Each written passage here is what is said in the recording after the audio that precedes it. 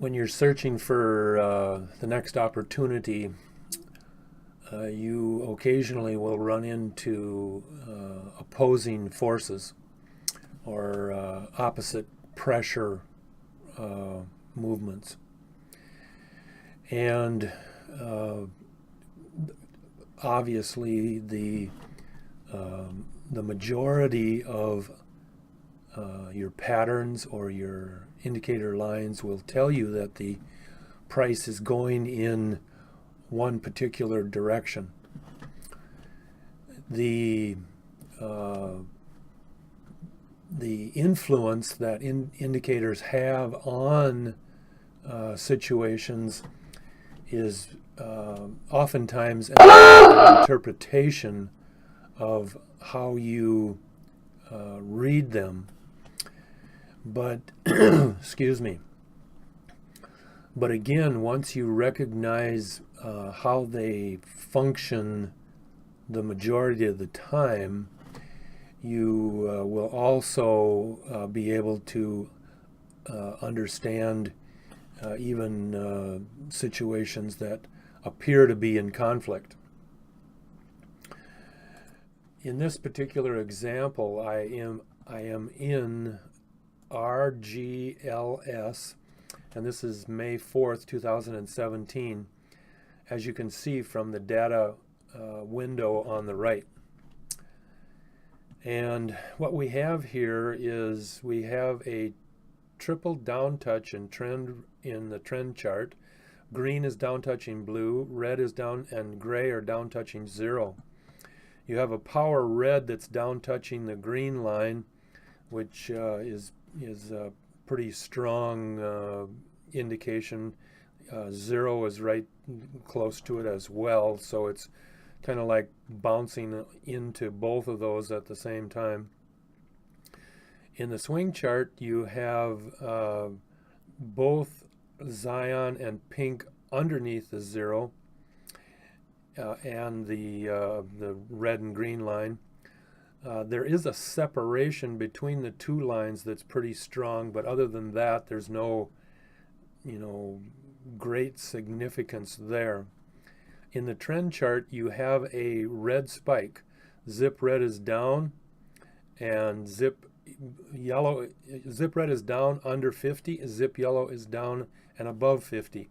And that constitutes a red spike pattern, which is a next day up pattern. You also have a zip Zion that's been highest and going down for 2 days. And it is influencing the situation in the opposite direction. In other words, everything that I've showed you so far says it's going up the next day, and the zip Zion would be a pattern that would tell you that it's going down the next day.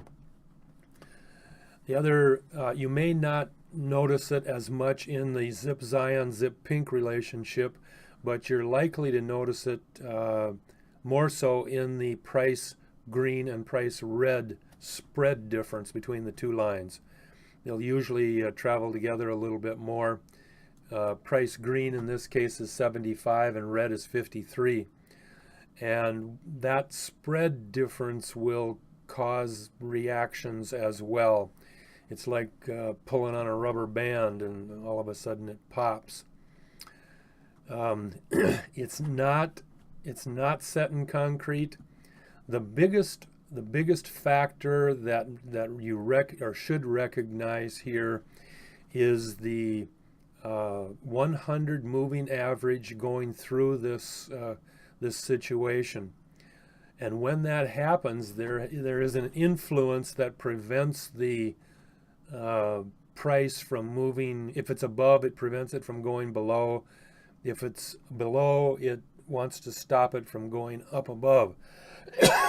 Excuse me. When you find the zip Zion line, that appears to be in conflict, and you also find either the 100 or the 200 moving average, the Zip Zion line just takes on a lot more influence, a lot more power to it. And so it's one of those situations where you want to recognize what's happening. You're obviously not going to get hurt, but it would be a great opportunity to see that you are going to have some significant candle movement the next day. You're not going to get hurt because at the open, it's going to be way down there, and you're going to see it go down, and that's the definition, of a green candle. It opens, goes down, and then goes back up. So everything you looked at said it was going to go up, but it opens way down, and that was the influence of the 100 moving line average, the 100 moving average line, and the Zip Zion being highest, reflecting a drop in the number of buyers in the stock as it goes down. Well, the influence,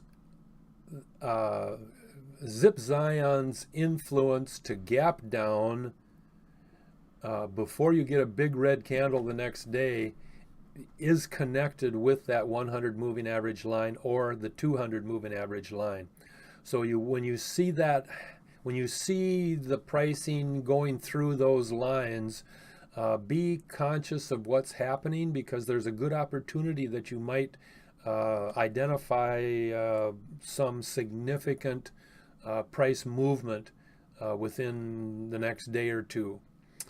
So that's a short scenario on an opposing forces within the stock.